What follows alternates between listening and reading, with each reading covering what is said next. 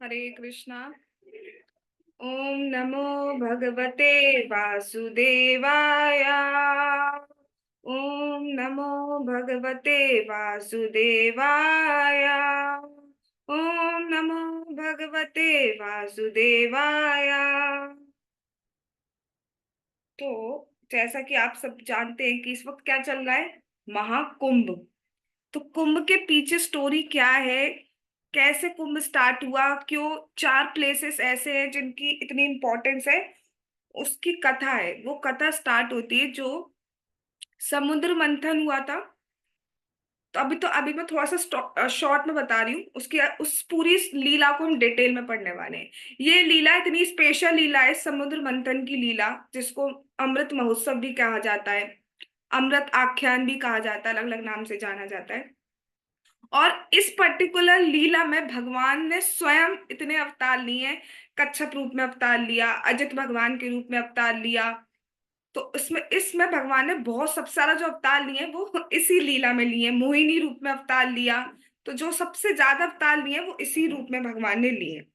तो उस वजह से स्पेशल है। बात करें कुंभ की, तो ऐसा हुआ था कि जब समुद्र मंथन में अमृत निकला, बाकी पहले बहुत सारी चीजें निकली थी, सिर्फ अमृत नहीं निकला था। बहुत सारे रत्न निकले थे, घोड़ा निकला था, हाथी एरावत हाथी बहुत सारे निकले थे, लक्ष्मी जी निकली थी।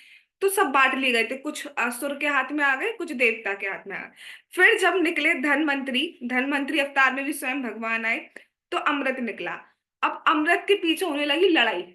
तो भगवान ने क्या किया, वो अमृत दे दिया गरुड़ जी को कि आप ये ले जाओ, दूर ले जाओ भी। ठीक है, या स्वर्ग के लिए बोला था कि इसको ले जाओ दूर। तो वो जब दूर ले जा रहे थे, तो धरती पर, भूमि पर चार प्लेसेस ऐसे हैं जहां पर वो अमृत की ड्रॉप्स गिर गई। और वो प्लेसेस कौन कौन से हैं? प्रयागराज, हरिद्वार, उज्जैन और नासिक। ये चार जगह ऐसी हैं जहां पर अमृत की एक एक ड्रॉप गिर गई। और इन चार जगह पर ही क्या होता है, कुंभ होता है। कुंभ की थोड़ी सी बात करें तो जो हर 12 साल के बाद आता है उसे कुंभ कहते हैं। और 3-3 साल बाद एक एक जगह पर भी कर दिया जाता है। 3 साल बाद प्रयागराज में, फिर 3 साल बाद हरिद्वार में, फिर 3 साल बाद उज्जैन में, फिर 3 साल बाद नासिक में। तो एक ऐसे भी पड़ता है जो सिर्फ 12 साल बाद पड़ता है, वो सिर्फ प्रयागराज में पड़ता है, क्योंकि वहां पर क्या है, संगम है। बाकी जगह पर जैसे उज्जैन में क्षिप्रा नदी है, हरिद्वार में गंगा जी है, नासिक में गोदावरी है, अलग अलग है। बट जो 12 साल वाला कुंभ होता है वो सिर्फ प्रयागराज में होता है। 6-6 साल के बाद भी दो जगह कुंभ होता है, वो होता है एक हरिद्वार में और एक प्रयागराज में। और इस बार जो पड़ रहा है, जो कुंभ स्टार्ट हुआ है फ्रॉम 13 जनवरी टू शिवरात्रि, शिवरात्रि वाले दिन तक रहेगा। ये जो कुंभ है ये महाकुंभ है। ये महाकुंभ क्यों है? क्योंकि ये पड़ता है आफ्टर 144 ईयर्स। तो बेसिकली ये समझ लो हमारे जीवन में जो महाकुंभ पड़ा है वो यही कुंभ है, उसके बाद कोई महाकुंभ नहीं पड़ने वाला है।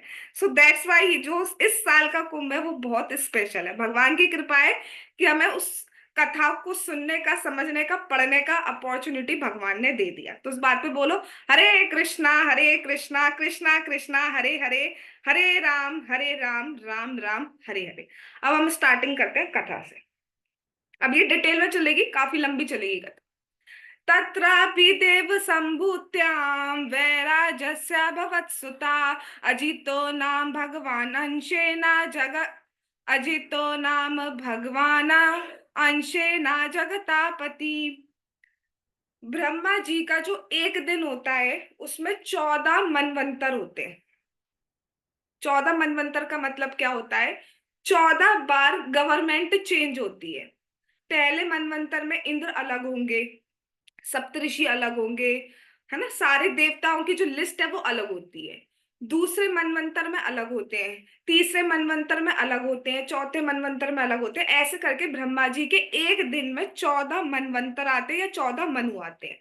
और हर हर मनु के केस में गवर्नमेंट जो है, देवताओं की गवर्नमेंट वो अलग होती है। शिव जी की बात नहीं की जा रही है, शिव जी अलग है, शिव जी स्वरूप अलग है, शिव जी तत्व अलग है। बाकी जितने भी ब्रह्मा जी हो गए, ब्रह्मा जी का तो एक दिन है, ब्रह्मा जी के दिन की बात अलग है, तो ब्रह्मा जी भी इंक्लूड नहीं होते हैं। ठीक है, बाकी जितने भी देवता हैं, इंद्र आदि, वो सब चेंज होते हैं। जैसे इस वक्त जो मनवंतर चल रहा है वो चल रहा है 7th मनवंतर, 7वां। और शास्त्रों के अनुसार जो 8वां मनवंतर आएगा उसमें जो इंद्र होंगे वो बलि महाराज होंगे। ठीक है, बलि महाराज तो हर बार अलग अलग होते हैं। जैसे पहला जो मनवंतर था उसमें जो मनु थे वो स्वयंभू मनु थे। जो फोर्थ था उसमें तामस थे। फिफ्थ में रैवत थे। सिक्स्थ में थे चाक्षुष। तो जो अब कथा स्टार्ट हो रही है समुद्र मंथन की, वो इससे पहले वाले मनवंतर में यानी कि 6वें मनवंतर की कथा है, चाक्षुष मनवंतर की। और हर मनवंतर में सिर्फ देवता भी अलग नहीं होते हैं, भगवान को पता है कि भगवान के बिना तो कुछ भी होने वाला नहीं है। तो भगवान हर मनवंतर में एक स्वयं भी मनवंतर अवतार लेते हैं जिसको मनवंतर अवतार कहा जाता है।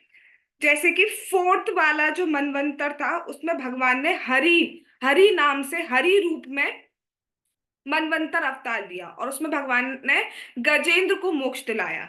ना कि उसे सिर्फ जो मगरमच्छ था ग्रह था उससे छुड़ाया था इसलिए उनको हरि कहा गया, बल्कि उनको भवबंधन से भी पार कर दिया था। मतलब वो सीधे आध्यात्मिक जगत में चले गए तो इस केस में लिए भी उनको हरि कहा जाता है। जो फिफ्थ मनवंतर था रैवत महाराज का, उसमें जो भगवान का नाम था वो वैकुंठ नाम था। वैकुंठ नाम से आए थे भगवान। और जब भगवान वैकुंठ नाम से आए तो जो लक्ष्मी जी हैं उन्होंने विनती करी थी भगवान से कि भगवान, मतलब भगवान तो नहीं कहा, प्रिय स्वामी जो भी कहा होगा, कि इस मटेरियल वर्ल्ड में भी एक वैकुंठ होना चाहिए। तो भगवान ने उनकी कहने पर इस मटेरियल वर्ल्ड में भी एक वैकुंठ जगत प्रकट कराया है। और वो वैकुंठ जगत एज इट इज जैसा कि स्पिरिचुअल वर्ल्ड में होता है वैसा ही है। और जब प्रलय आती है, ये जब भौतिक संसार नष्ट हो जाता है तो वो वैकुंठ जगत नष्ट नहीं होता है क्योंकि वो आध्यात्मिक जगत है। तो वैकुंठ जगत, एक वैकुंठ जगत इस संसार में भी है। ठीक है, अब आपके सामने जो श्लोक है इसको पढ़ते हैं। इस 6ठे मनवंतर में ब्रह्मांड के स्वामी भगवान विष्णु अपने अंश रूप में प्रकट हुए।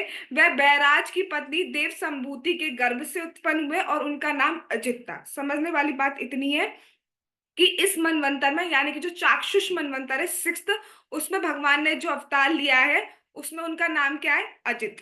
क्या नाम है भगवान का, अजित। अजित अर्थात जिसको जीत नहीं सकता कोई, भगवान को कोई जीत ही नहीं सकता, इतने बलशाली हैं, इतने बुद्धिमान है कि भगवान को कोई जीत ही नहीं सकता है किसी भी सेंस में। ना धन से, ना रूप से, ना ऐश्वर्य से, ना बल से, ना वैराग्य से, ना यश से, किसी भी पॉइंट से भगवान को कोई नहीं जीत सकता। तो दैट्स वाई उनका एक नाम क्या है, अजित। अब जो समुद्र मंथन की लीला हुई है वो किस भगवान ने की है, वो अजित भगवान ने की है, जो कौन है, स्वयं भगवान के ही अंश रूप है, अवतार है। ओके, इतनी बात क्लियर है। चलिए अब हम आगे चलते हैं। पयोधिम ये न निर्मथ्या सुराणाम साधिता सुधा ब्रह्ममाणो अंबसी धृता कूर्म रूपेण मंदरा। क्षीर सागर का मंथन करके अजित ने देवताओं के लिए अमृत उत्पन्न किया। कछुए के रूप में वह महान मंदर पर्वत को अपनी पीठ पर धारण किया, किए इधर उधर डुल रहे थे। तो जो सुखदेव गोस्वामी है वो महाराज परीक्षित को कथा सुना रहे हैं।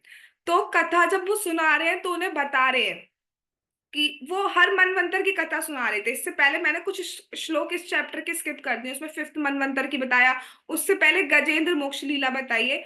तो वो भगवान के अवतारों की कथा बताई जा रहे हैं। तो उन्होंने शॉर्ट में बता दिया कि ऐसे ऐसे जब सिक्स्थ मनवंतर आया तो भगवान ने अजित रूप में अवतार लिया और उसमें भगवान ने क्या किया, समुद्र का मंथन किया। अब यहाँ पर वर्ड लिखा है क्षीर सागर। तो क्षीर का अर्थ जो होता है वास्तव में दूध होता है। जो वो मंथन हुआ था वो दूध के सागर में हुआ था, क्षीर सागर दूध का सागर है। तो कई कई बार इसको जल के रूप में भी यूज कर लिया जाता है, पर जैसा महाराज जी ने बताया कि दूध का सागर है क्षीर सागर, क्षीर अर्थात दूध होता है, तो वो दूध के सागर में मंथन किया गया। बहुत सुंदर बात महाराज जी कहते हैं कि अगर हम एक कटोरी में दूध रख लें तो वो सड़ जाएगा, कुछ दिन बाद स्मेल आने लगेगी। भगवान ने तो पूरा का पूरा सागर बना दिया, कुछ स्मेल कुछ भी नहीं आती। इससे समझ में आती भगवान कितने डिवाइन हैं। आगे जब हम पढ़ेंगे अगर भगवान ने चाहा तो, इस संसार में घी का सागर है, उसमें घी घी भरा पड़ा है। इस संसार में जो हमारे यहाँ सागर है, हमारे इन द सेंस पता है, इस पृथ्वी पर हम सागर क्या कहते हैं, वो नमक का है, पानी है, उसमें पानी में नमक मिक्स होता है। ठीक है। तो घी का सागर है, जूस के सागर है, शराब का सागर है, ऐसे ऐसे सागर है, भगवान ने ऐसे ऐसे बनाए हैं। और कुछ सड़ता नहीं, कुछ नहीं होता है, इतने डिवाइन है।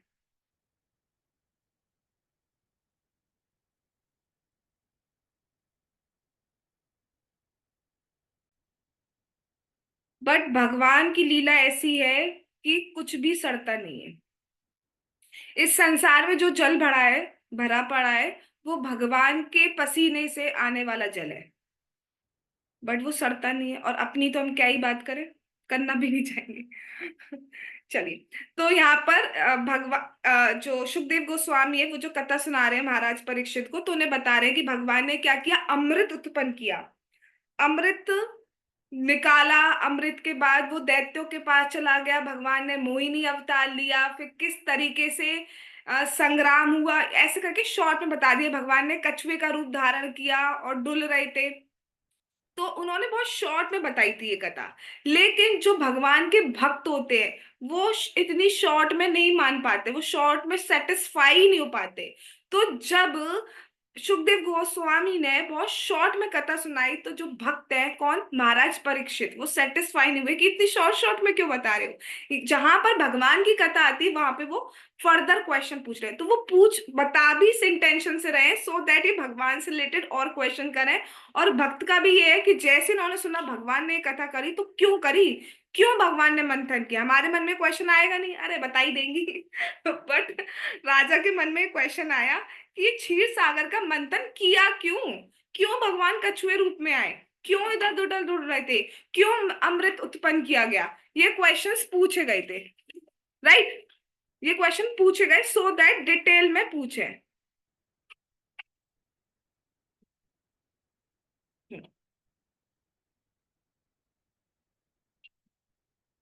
आगे चलते हैं। अब जब महाराज परीक्षित ने ये क्वेश्चंस पूछे, तो उनके मन में, सॉरी, महाराज परीक्षित ने जब ये सब सुना, तो उनके मन में कुछ क्वेश्चंस आ गए। अब वो क्वेश्चंस क्या हैं, देखिए।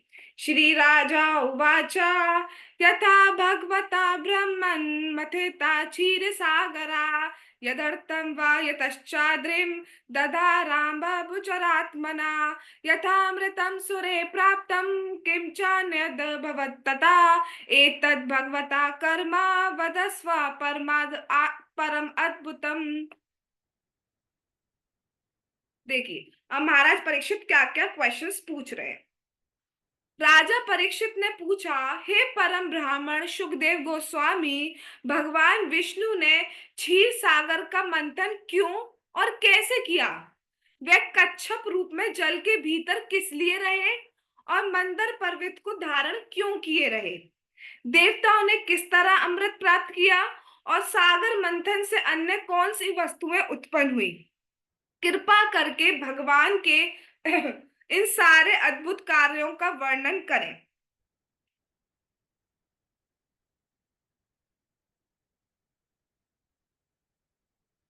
तो आप देख रहे हो कि वो ऊपर अभी सुखदेव गोस्वामी ने ये नहीं कहा था कि सागर मंथन में बहुत सारी वस्तुएं निकली थी। ऑल दो, क्योंकि वो भगवान के भक्त हैं, वो पहले से कथा जानते थे, लेकिन वो भगवान के बारे में और डिटेल में सुनना चाहते हैं, और गहराई से सुनना चाहते हैं। इस टाइम राजा परीक्षित ऐसी स्टेज पे है कि 7 दिन बाद उनको तक्षक सांप काटने वाला है, और वो मरने वाले हैं। अगर हम होते, तो हम तो अपने को बचाने की कोशिश कर रहे होते ना, कैसे जी जाएंगे भैया, कैसे बच जाए, किसी भी तरीके से बच जाए। बट वो पूरे भारतवर्ष के राजा है, ऐसे नहीं इस पर्टिकुलर रीजन के राजा है, इस पर्टिकुलर रीजन के राजा है, या इस पर्टिकुलर कंट्री के राजा है, ना जी ना। वो पूरे भारतवर्ष के राजा है।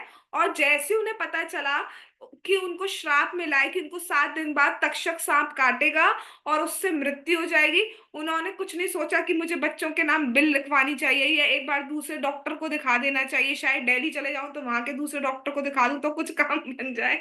ऐसा कुछ नहीं सोचा। सब कुछ छोड़ छाड़ के वो गंगा नदी के तट पर आ गए और भगवान की कथा सुनने लगे। इससे हमें क्या टीचिंग मिलती है, कि सबसे इंपॉर्टेंट कुछ नहीं है, भगवान की कथा है, भगवान का नाम है, यही करना है हमें। अब कौन कह सकता है? हम सब अगर अपना स्केड्यूल बताने बैठेंगे तो हम क्या कहेंगे, हम बहुत बिजी हैं, हम पे बिल्कुल टाइम नहीं है, इसलिए हम ये नहीं कर पाते, वो नहीं कर पाते, वो नहीं कर पाते, ये नहीं कर पाते। क्या राजा परीक्षित से ज्यादा रिस्पॉन्सिबिलिटी किसी के पास होगी? इतनी सारी प्रजा, पूरे भारतवर्ष की प्रजा उनका देख रेख, उनसे ज्यादा ऐश्वर्य किसी का होगा? हम पे थोड़ा सा ऐश्वर्य आ जाता तो हम ऐश्वर्य का कुछ नहीं समझ, कुछ लोग हो सकता है समझ में नहीं आ रही क्या ऐश्वर्य ऐश्वर्य कर रही है, तो ऐश्वर्य का मतलब हो गया बहुत ज्यादा संपत्ति, ये सब हमारे पास आ जाता है, तो हम क्या बिल्डर हो जाते हैं। चलो आज एक दिन की तो बात है, रिकॉर्डिंग ले लेंगे, कल ले लेंगे लाइव, फिर अगले दिन आता है एक दिन और सही, भाई कल लिया है तो एक दिन और सही, एक दिन में क्या हो गया? और ऐसे करके करके पूरी जिंदगी निकल जाती है। लेकिन उनके पास इतना ऐश्वर्य है, फिर भी सब कुछ छोड़ छाड़ के भगवान की कथा सुन रहा है। अच्छा, अब यहाँ पे लिखा है कि वो कच्छप रूप में जल के भीतर किस लिए रहे। वास्तव में हम देखते हैं भगवान ने हवा में, पृथ्वी लोक, ये सब जितने भी प्लैनेट्स है वो हवा में ही तो तैर रहे हैं। हाँ, नाम जरूर है ग्रेविटेशनल फोर्स।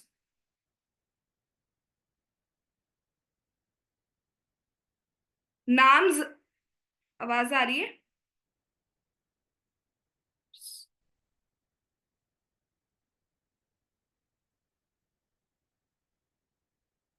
हाँ, अब आ रही है आवाज?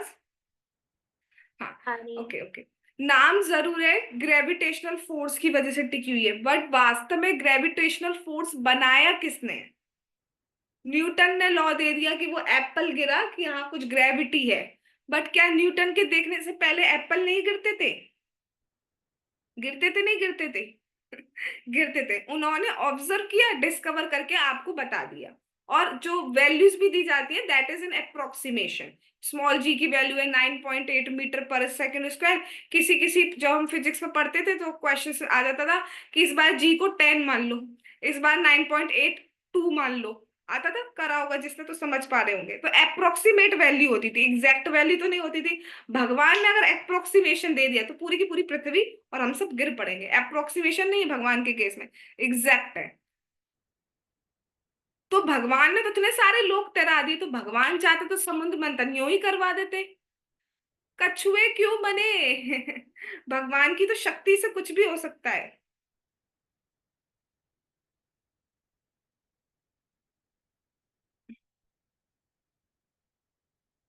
थोड़ा इश्यू हो रहा है नेटवर्क आज। हम्म। ठीक है, श्लोक को तो एटलीस्ट करते हैं कि भगवान कछुए क्यों बने। भगवान तो कुछ भी तैरा सकते थे। क्या कोई मनुष्य चाहेगा कि चलो कछुआ बन जाते हैं? किसी का मन हुआ चलो आज पानी में चल के देखें, मछली बन के देखें। कोई मन कर रहा हो किसी का, जरा मैं एक बार शक्लें देख लूं, कोई ऐसा? शक्ल भी नहीं देख पाऊंगी, हैंग हो गया है, चलो। किसी का कोई मन कर रहा हो कि हम देख लें पानी में कछुए बन के देखें? भगवान कछुए बन के रहे हैं। और भगवान ने तो अपनी पीठ पर जो पर्वत है, क्या नाम है उसका, मंदर पर्वत, वो इतना बड़ा पर्वत है हम सोच भी नहीं सकते। मतलब आपके ऊपर हिमालय रख दिया जाए फॉर एग्जाम्पल, वो हिमालय भी नहीं, वो हिमालय से भी बड़ा है। आपके ऊपर नहीं, हमारे ऊपर का हिमालय रख दिया जाए तो। तो वास्तव में क्यों भगवान कछुए बने थे, उसका आंसर तो खैर आगे आएगा, बट बताऊंगी भी मैं। लेकिन ये हमें समझना चाहे, भगवान चाहे कछुआ बने, भगवान चाहे मछली बने, भगवान कुछ भी बने, भगवान हर केस में भगवान ही रहते हैं। भगवान चाहे सुअर रूप में जब आते हैं, वराह रूप में, भगवान उस केस में भी भगवान ही रहते हैं। भगवान जब मनुष्य रूप में आते हैं तो उस केस में भी वो भगवान ही रहते हैं, मनुष्य नहीं बनते। ये हमें समझना चाहिए। तो इतने सारे क्वेश्चंस उन्होंने पूछे कि ऐसे ऐसे उन्होंने क्यों लिया है। आगे चलते हैं। त्वया सङ्कथ्यमानेन महिमना सात्वतां पते नाति तृप्यति मे चित्तम सुचिरं तापतापितम। अब देखिए क्या कह रहे हैं, ये बहुत बड़ी शिक्षा है हमारे लिए। क्या कह रहे हैं परीक्षित महाराज? मेरा हृदय भौतिक जीवन के तीन तापों से विचलित है, किंतु वह अब भी आपके द्वारा वर्णित किए जा रहे भक्तों के स्वामी भगवान के यशस्वी कार्यकलापों को सुनकर तृप्त नहीं हुआ है। वो क्या कह रहे हैं? वो वो कौन? परीक्षित महाराज, इतने महान जिनको बचाने स्वयं भगवान कृष्ण आए थे, जो गर्भ में जिनकी रक्षा की थी। वो इतने महान जो पांडवों के वंश के हैं, अभिमन्यु के पुत्र है परीक्षित महाराज, इतने महान है। वो जो पूरे भारतवर्ष के राजा है, वो जो चाहते उनके सामने हाजिर था। वो जो, और सिर्फ हाजिर नहीं, कई बार ऐसा होता है कि परिवारों में देखा जाता है, फैमिलीज में, कि धन संपत्ति है बट परिवार में कलेश इतने हैं, या संतान अच्छी नहीं निकली है, तो उसकी वजह से मतलब दुख होता है। बट वहां तो सब कुछ, पत्नी थी वो कहना मानने वाली थी, संतान भी बहुत अच्छी, सब कुछ परफेक्ट था। स्टिल क्या कह रहे हैं कि मेरा हृदय तीन तापों से विचलित है। और हम क्या सोचते हैं कि हम बहुत खुश हैं। अभी मैं पूछूं कैसी हैं आप, या मुझसे कोई पूछे कैसी हैं आप, तो क्या आंसर होता है? अच्छे, ठीक है, I am good, I am well. पर वास्तव में क्या हम ठीक हैं? अगर भक्ति कर रहे हैं तो चलो ठीक है। तो वो जिनके पास सब कुछ है, वो क्या कह रहे हैं? तीन तापों से हृदय विचलित है। अब ये तीन ताप कौन कौन से, जिनको नहीं पता है, तीन टाइप के दुख हैं जो हमारी जिंदगी में, हम सबकी जिंदगी में प्रेजेंट है। कोई भी एक ऐसा नहीं है जो अभी हैंड रेस करके कह दे कि मेरे को इन तीनों तापों में से कुछ नहीं सताया हो। और इन तीन तापों में से आज भी कोई ना कोई एक तो एटलीस्ट सताया होगा। ज्यादा भी हो सकते हैं, दो भी हो सकते हैं, तीन भी हो सकते हैं, या तीन में भी बहुत सारे हो सकते हैं, बट एटलीस्ट एक तो सताया ही होगा। और एक का मैं गारंटी दूंगी, वो कौन सा होगा? हाँ, तो तीन ताप कौन कौन से, कौन बताना चाहेगा?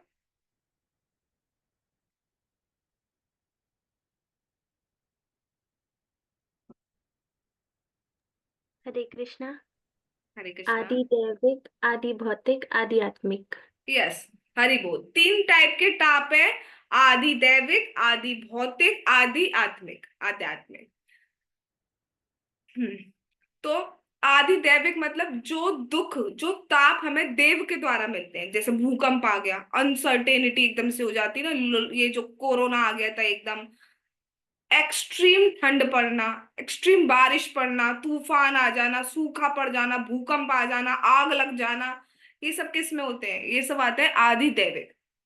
तो ठंड वंड सताई नहीं सताई है कुछ आज? जरा बाहर खड़ी हो जाओ ऐसी। ठीक है, तो एक ताप तो देखो 100% सबको सताया ही होगा। उसके अलावा दूसरा नाम दिया आदि भौतिक। आदि भौतिक ताप वो होते हैं जो एक दूसरे प्राणी हमें एक दूसरे को देते हैं, जैसे कोई पर्सन एक दूसरे को दे सकता है, या कीट पतंगा, मच्छर मक्खी, है ना, सांप, मतलब कुछ भी हो सकता है, कोई भी एक दूसरे को दुख दे रहा है प्राणी। और महाराज श्री कहते हैं कि आज के टाइम पे सबसे ज्यादा कोई अगर दुख देता है तो एक इंसान ही एक इंसान को दुख देता है। और ये बात बिल्कुल सच है। बाकी चीजों से बचा जा सकता है, बट ये तो पता ही नहीं चल पाता कई बार। तो आज के टाइम पे खैर एक इंसान ही दूसरे इंसान को दुख देता है सबसे ज्यादा। और क्यों? क्योंकि सेंटर होता है इंद्रिय तृप्ति, अपना सेंस ग्रेटिफिकेशन, अपने को खुश करना। उस केस में क्या होता है, जहां अपने को सेंटर में रखा जाता है, तो दूसरे वाले का आप सोच ही नहीं पाओगे कि उसको क्या लग रहा है, कैसा लग रहा है। सोच ही नहीं सकते, क्योंकि सेंटर में क्या है? मैं। मतलब सबके लिए मैं, सबके लिए मैं नहीं, सबका अपना मैं। और सबसे बड़ी बात है, इस चीज के लिए किसी को ट्रेनिंग भी नहीं देनी पड़ती कि दुख कैसे देना है किसी को। अपने आप ही दुख दे जाते हैं हम। किसी चीज की ट्रेनिंग नहीं दी गई है हमें। केवल वैष्णव और भक्ति ही होते हैं जो दूसरे का भला सोच सकते हैं, कि कैसे ना कैसे भगवान से संपर्क हो जाए, कैसे ना कैसे प्रसाद मिल जाए, कैसे ना कैसे नाम जाप कर ले, कैसे ना कैसे दर्शन कर ले, कैसे ना कैसे भी असुकृत अ, इकट्ठा हो जाए, लेकिन हो जाए कैसे ना कैसे। और तीसरा ताप है आदि आत्मिक, मतलब जो हमारा ही शरीर या हमारा मन हमें दुख देता है। कई बार कुछ चीज नहीं होती है, मन में पता नहीं, मन अजीब सा लग रहा है। अब मन क्या अजीब सा लग रहा है, वो हमें भी नहीं पता होता है। मुझे लगता है हर कोई इस चीज को फेस कर चुका होगा, या कर ही रहे होंगे रोज, ये भी हो सकता है। और अपना शरीर तो दुख देता ना, यहाँ दर्द वहां दर्द, माँ फोड़ा माँ फुंसी। तो वो तो दुख अलग होते ही हैं। तो इतने सारे टाइप के दुख है। फिर भी हम कहते हैं I am good, I am well. लेकिन वास्तव में अगर हम भक्ति नहीं कर रहे हैं तो हम दुख ही दुख ले रहे हैं और एक और दुख का निर्माण कर रहे हैं। लेकिन भक्ति कर रहे हैं तो एटलीस्ट चैन है। चैन क्या है? कि एक दिन डेफिनेटली भगवान के पास पहुंच जाएंगे। ये चैन 100% है। वरना अगर कोई नॉन डिवोटी है, उससे अगर आप बात करो मृत्यु की ही, तो डरते हैं लोग। "अ, उसका नाम मत लो भाई, देखी जाएगी, देखी जाएगी"। अरे देखी क्या जाएगी? जब देखी जाएगी तो देख ही नहीं पाओगे। जब टाइम आएगा तो देख ही नहीं पाओगे, तो देखी क्या जाएगी? देखना तो अभी है ना। बट जब भक्ति करते हैं तो थोड़ा डर हो जाता है, क्योंकि भगवान साथ होते हैं। ठीक है, तो वो ये कह रहे हैं मुझे यहाँ पे इतना आनंद प्राप्त हो रहा है, मुझे जीवन में इतना आनंद कभी प्राप्त नहीं हुआ, सिर्फ दुख ही दुख प्राप्त हुआ, जबकि मेरे पास पूरा धन था, पूरे बच्चे, मतलब पूरा परिवार सब बढ़िया, सब कुछ बढ़िया था। फिर भी मुझे दुख मिलता रहा। आज मुझे सुख मिल रहा है।